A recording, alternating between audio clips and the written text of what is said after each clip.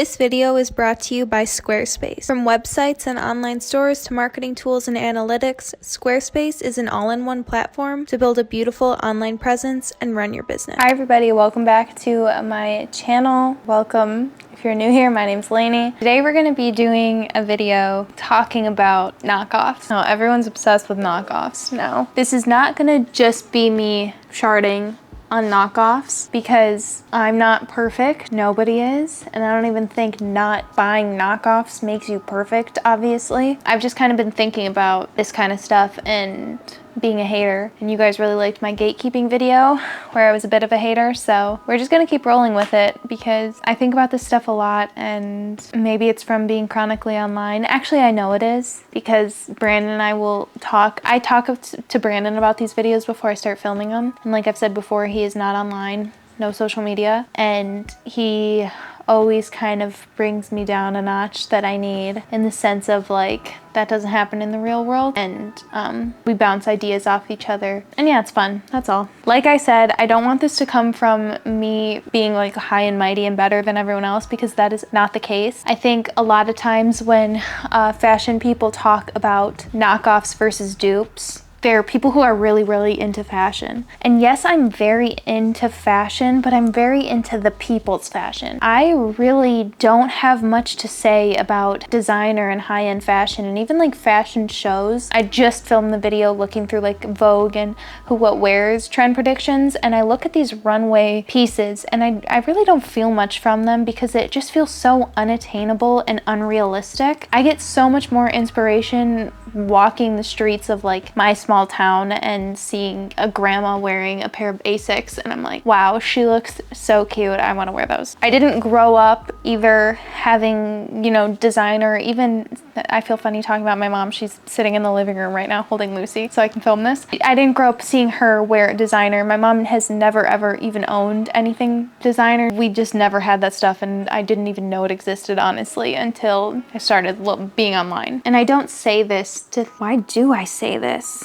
I just want to show like where I'm coming from in this kind of idea, because I've talked about too how I kind of like exclusivity in fashion, in the sense of one brand making an item. And that's not to say exclusivity in sizing, absolutely not. I think if a brand is deciding to put out a product, it should be available in all sizes. I don't think that like every other brand needs to hop on the trend of like making the UGG boot, was my example in my gatekeeping video. I don't think we need a million UGG boot dupes around the world for everyone to have. I think it's okay if we all can't get the UGG boot in that month and we have to wait for the next drop for UGG to drop the minis. I don't need Costco to come out with a dupe, and Shein and H&M and Zara, and you get what I'm saying. So I don't want it to come across like I like exclusivity because I can afford, or always have been able to afford, the real thing, because that's not the case. I'm literally Midwestern, middle class, girly. That's all, okay? That's why I'm saying that. We don't all need everything. What is a knockoff and what is a dupe? Now, the words seem to overlap, but I don't believe that's the case. I think now when we think of knockoff versus dupe, a knockoff would be like how people buy designer bags off DHgate and it'll literally say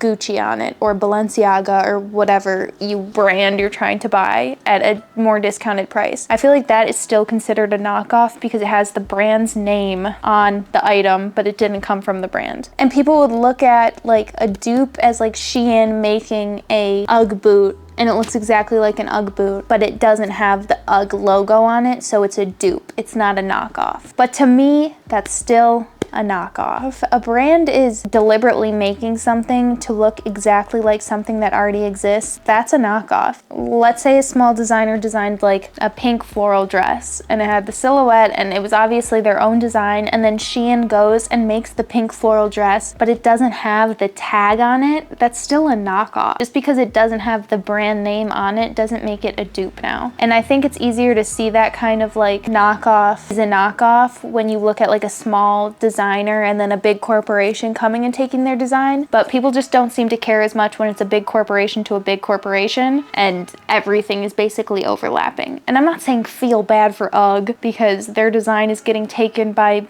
you know, all these places. Who cares for UGG? Sorry, but it's more of just like a when will it stop and why do we have to have so many of the same exact pieces on the market? Will this video make sense? I don't know, but I'm gonna keep rolling with it. If you're seeing it on the internet, when I was editing it, I thought it made a little bit of sense. So I talk about Uggs a lot because I feel like it sparked this rage in me to talk about this kind of thing because we've seen them before and everybody like freaked out over Uggs, but we've been around, we've seen them, and people didn't freak out about them until, you know, so-and-so started wearing them and then everybody wanted them. But when I think back in middle school, you wanted the real Uggs.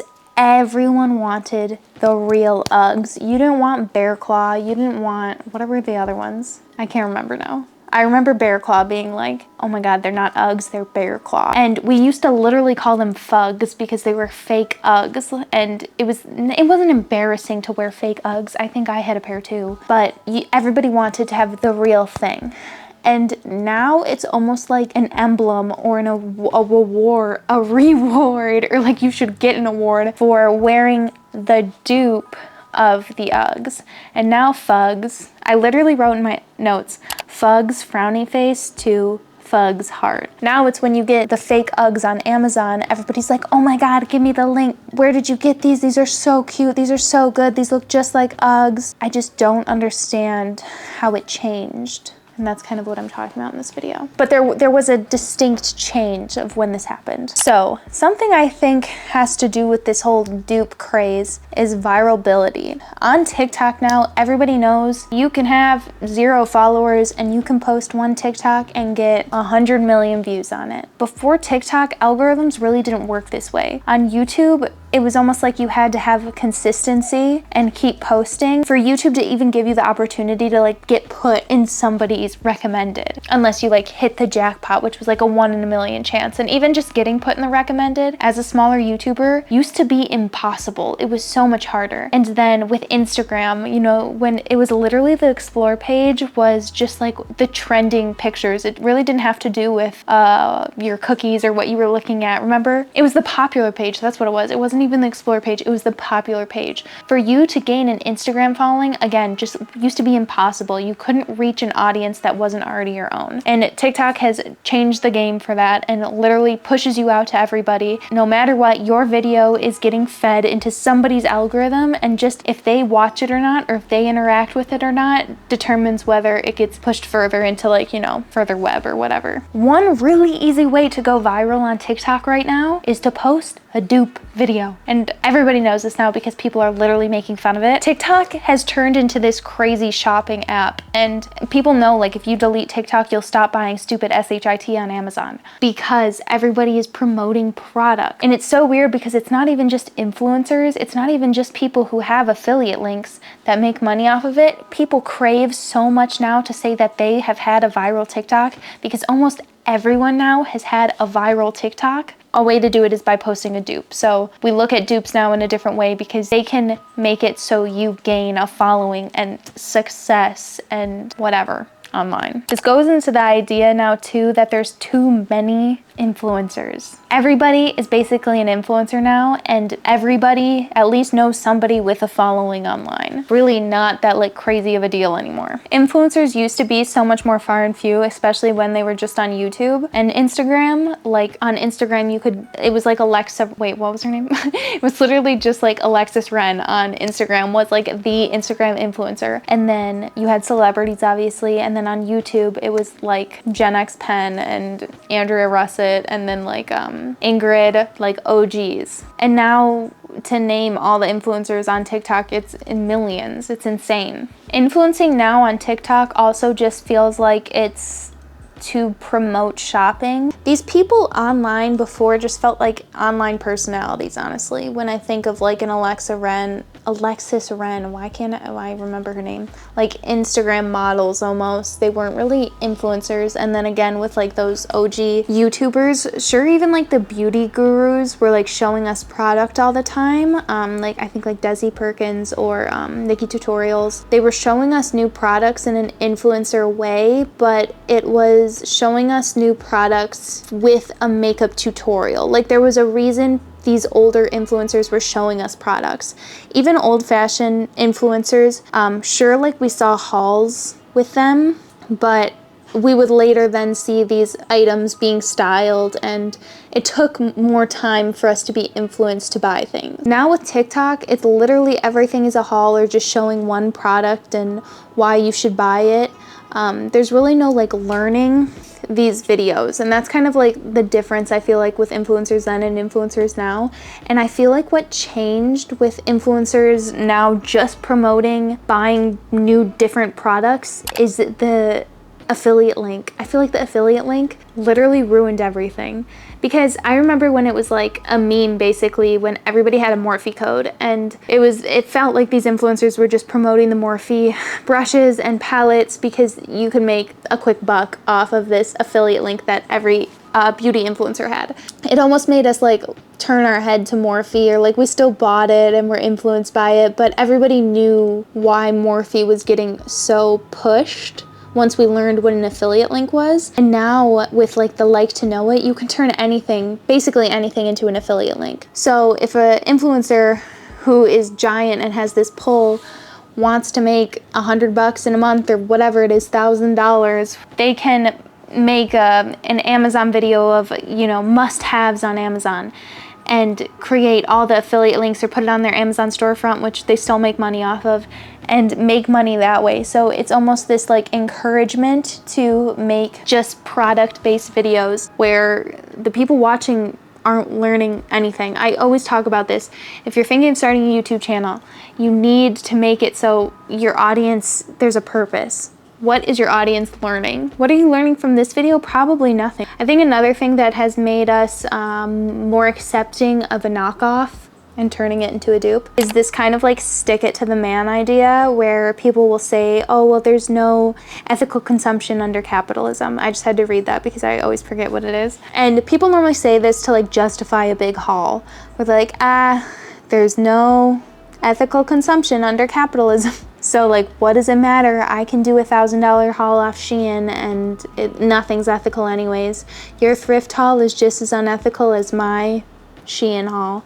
And I'm not sitting here to compare the two because I don't care to talk about that right now. But this whole idea of like, or I don't care to give my money to Gucci because they already make enough money. Like, they don't need me buying this purse. And it's not gonna hurt them if I buy it from somebody else. And they're overcharging anyways just for the name, so why shouldn't I buy the knockoff off of DHgate or Amazon?